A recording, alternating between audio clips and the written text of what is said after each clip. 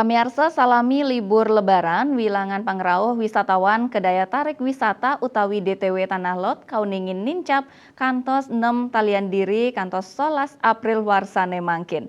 Wilangan inuncap kakan tenang nyansan nincap kantos puncaknya ne ring penguntat wuku sane jagirau.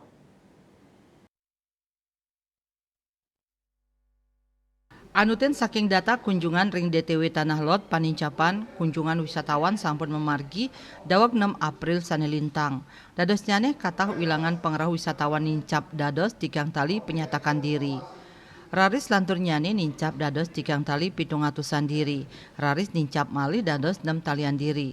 Ring tanggal 10 April katah wilangan kunjungan wisatawan ke DTW Tanah Lot kauningin kantos 6 tali 300-an diri. Asisten Manajer DTW Tanah Lot Putu Tony Wirawan STP Ngwedarang, kunjungan wisatawan ke Tanah Lot sampun nincap dawek tanggal 6 April sanelintang.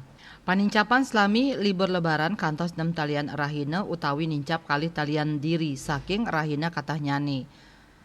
Akehan rauh saking wisatawan domestik Dura Bali nganggen mobil pribadi sareng keluargan ipun. Ketarkayang panincapan wisatawan domestik pacang memargi kantos kalih rahina pungkuran.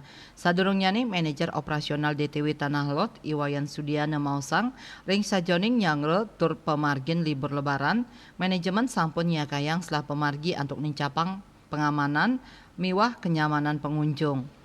Tatujuannya nih untuk ngutuang rasa aman majang pengunjung. Lianan punike, ring sajoning mikelingin Idul Fitri, Tanah Lot ngomargiang acara hiburan joget bumbung majang pengunjung. Puniki keaptiang sida dados kahanan istimewa majang wisatawan mewah keramani. Manik bisnis Bali nguningayang.